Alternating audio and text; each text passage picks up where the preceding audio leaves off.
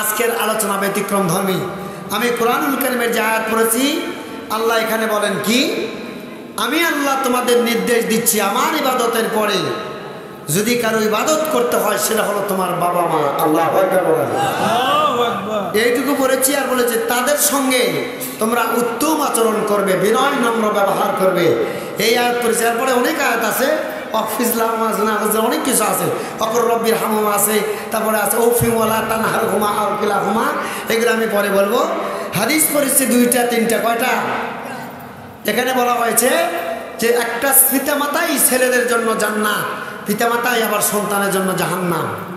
আর একটি হাদিস পড়েছি, পিতামাতার পায়ের নিচেই হলো সন্তানের জান্নাত। সুবহানাল্লাহ বলো। এখন আলোচনায় যাওয়া যাবে, দরকার আছে না? না। আমাদের সমাজে এমন অনেক ভাই আছে যারা তার পিতামাতাকে মূল্যায়ন করে না। মনে রাখবেন, আল্লাহর পরেই যদি পৃথিবীতে কারো কোনো অধিকার আল্লাহ এবং রাসূলের পরেই থাকে, সেটা হলো তার পিতামাতার হক। আল্লাহর পরেই যে নিয়ামত সন্তান পায়, এটা পিতামাতার। জোরে বলেন ঠিক কিনা? অস্বীকার করার কোনো সুযোগ নেই। যদি কেউ করে সেটা তার ব্যাপারে কোনো অবজেকশন আমার নেই।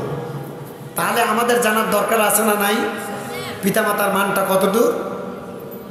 এবার বন্ধুগণ লক্ষ্য করেন, আল্লাহর নবী নামাজরত অবস্থায় সালাত ফেরায় যখন মসজিদের মধ্যে বাড়িতে একাকী বসে আছেন, এমন সময় একজন সাহাবী তার কাছে আসলেন, নবীজি গো, আমি এসেছি আপনার কাছে, আমাকে দোয়া করবেন। একটু দোয়া নেওয়ার জন্য আমি বাইতুল্লাহ জিয়ারতের জন্য যাব। আল্লাহু আকবার বলেন। আমার সমাজে মানুষেরা বাইতুল্লাহ জিয়ারতে যাইতে দোয়া নেয় না, নেয় না। চোখের পানি ছেড়ে দিয়া গরিব মানুষগুলি বলতে থাকে, ভাইরে আমরা তো সোনার মক্কা মদিনায় যেতে পারবো না, তবে তুমি আমাদের পক্ষ থেকে নবীর রওজায় সালাম পৌঁছায়া দিও। আর আমার নবীজি হাদিস শরীফের মধ্যে বর্ণনা করেন, বাংলার চরভাড়া প্রান্তর হাসনাপাড়া থেকে যদি কোনো মুসলমান গরিব মানুষ অথবা ভাই বোন সালাম দেয়, আমি নবী সশরীরে সালামের জবাবটা দিয়ে থাকি। আল্লাহ ভাই বলেন না? তাহলে সেই নবীকে সালাম দেওয়ার দরকার আছে না নাই? কথা বলেন। সালাতো সালাম গো নবী, দরুদ সালাম গো নবী, সালাম নবী মুস্তাফা, তোমরা যদি যাও গো মদিনায়, তোমরা যদি যাও গো মদিনায়। একটু বলবেন, সালাতো সালাম গো নবী, দরুদ সালাম গো নবী, দৈনের নবী মুস্তাফায়, তোমরা যদি যাও গো মদিনায়। মারহাবা বলে। এবার আল্লাহর নবী সাহাবীকে সেই জোরে বলে, সাহাবীরে তুমি দোয়ার জন্য এসেছো, তবে তোমার মাথার উপরে কি? বলে একটা ডালি অথবা একটা ঝাঁপা অথবা একটা চাঙ্গারি, কেউ বলে ব্যাগ বা থলে। আল্লাহ বলেন। ভাই ডালি বোঝেন না আপনারা? ঝাঁপা বোঝেন না? ঝাঁপা ডালি মাথায় করে যেটা মানুষ আলুর, বেগুন, মরিচ ইত্যাদি নিয়ে যায়। কেউ বলে ব্যাগ, কেউ বলে থলে, কেউ বলে ডালা। আমার নবীর সঙ্গে সঙ্গে বলে, সাহাবী তুমি আসছো আমার কাছে দোয়া নিতে, তবে তোমার কাঁধে কি ঘাড়ে কি, তুমি কেন মাটিতে রাখছো না? এবার সাহাবী বলছে, নবীজি আমি সিদ্ধান্ত নিয়েছি, এরাদা করেছে আমি কোনোদিন মাটিতে রাখবো না। বলে এই কাটার মধ্যে, ঝাপার মধ্যে কি আছে? বলে এটা অন্য কিছু নয়, এইটা হলো আমার গর্ভধারিণী মা। আমাদের মধ্যে মা আছে না নাই? মা এমন একটা জিনিস বাবা, যাদের কথা আল্লাহ কোরআনে সরাসরি বলেছে। আমি ওইদিকে যাবো, একটু পরে আপনি শোনেন। এবার আল্লাহর নবী সাহাবীকে প্রশ্ন করলেন, তোমার কারণটা কি? বলে নবীজি আমি সিদ্ধান্ত নিয়েছি বাইতুল্লাহ তওয়াফ করব, যেই কয়দিন থাকবো মাকে মাটিতে নামাবো না। আল্লাহু আকবার বলেন। এই ব্যাগকে মাটিতে রাখবো না, ঢাড়ক মাটিতে রাখবো না। নবী বলে, বাবা কারণটা কি, আমাকে বলো কি কারণে তুমি রাখবা না? সাহাবী বলে, নবীজি আমার মাকে নিয়ে করেছি বাড়ি থেকে নিব, আবার বাড়িতে এনে নামানো কারণ হলো আমার মায়ের দুধের হকটা আমি আদায় করতে চাই, ঋণগুলো পরিশোধ করতে চাই।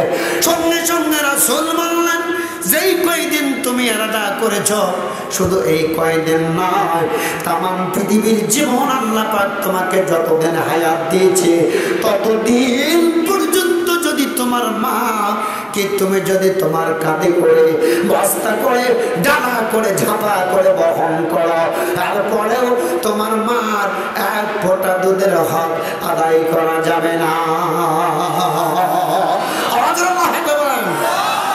যে মাই তোমায় করলো মানুষ আদর স্নেহ দিয়া,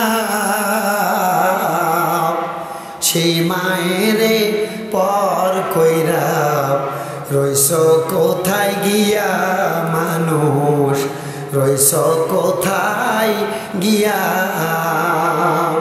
বিদেশ গিয়ে সন্তান যদি দুঃখ কষ্ট পায়, কেউ না জানলেও জানে কিন্তু সবার আগে মায় তোমার, সবার আগে মায়। মা বলবেন না, মাকে টেলিফোন করা লাগে। এই জন্য আমার আল্লাহ কুরআনুল কারীমের মধ্যে বলেন, ওয়াকাদা রাব্বুকা আল্লা তা'বুদু ইল্লা ইয়্যাহু ওয়া বিল ওয়ালিদাইনি ইহসানা। আরো জোরে আল্লাহু আকবার বলতে হবে। কোরআনের আয়াত শেষ আল্লাহু আকবার ধ্বনি দেবেন। এতে খুশি কে? আমি আল্লাহ তোমাদের নির্দেশ দিলাম, ওয়াকাদা রাব্বুকা নির্দেশ দিলাম কি?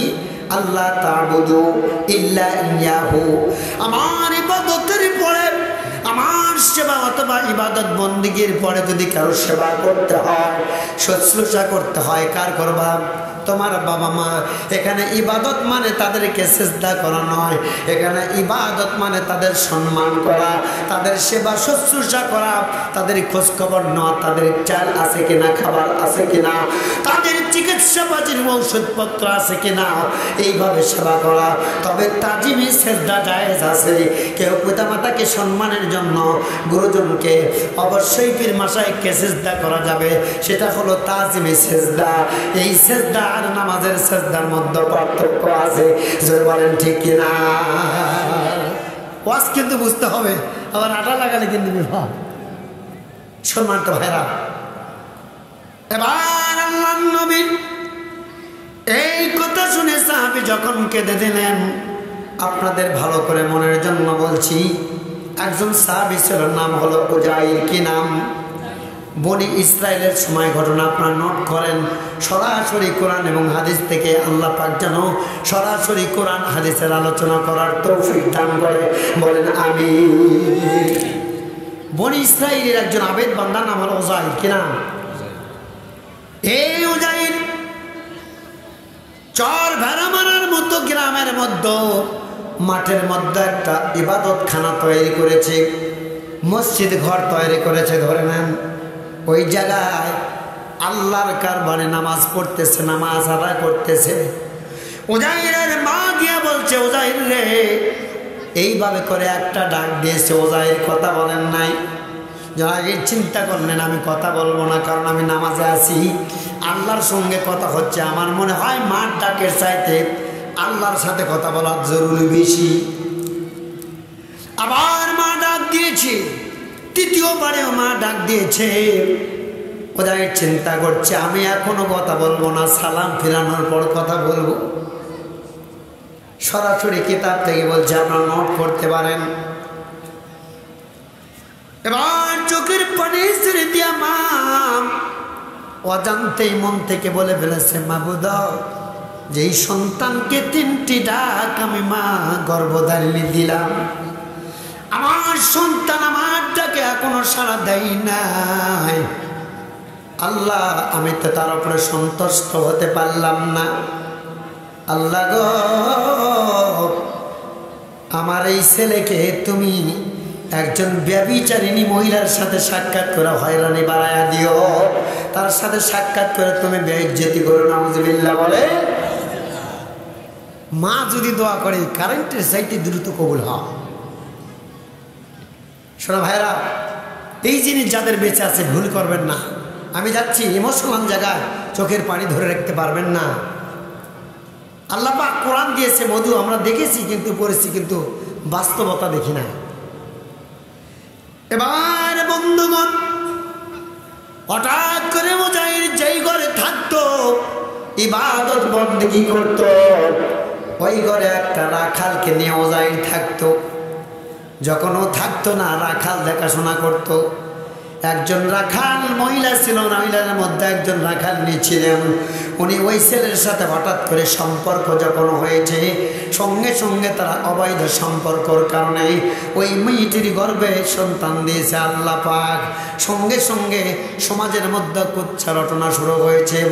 এমন সময় সমস্ত মানুষরা যখন ওজাইরকে দোষী করেছে, তুমি এই কামটা করেছ, ওজাইর এত নৈকট্য আল্লাহ লাভ করেছিল, ও সন্তানকে বলেছে, সন্তান বলো তুমি তোমার পিতাকে। সঙ্গে সঙ্গে সন্তানটা বলেছে, আমার পিতা ওজাইর নয়, তার যে রাখাল ওই ঘরে থাকে সে আমার সঙ্গে অবৈধ সম্পর্ক করেছে। আল্লাহ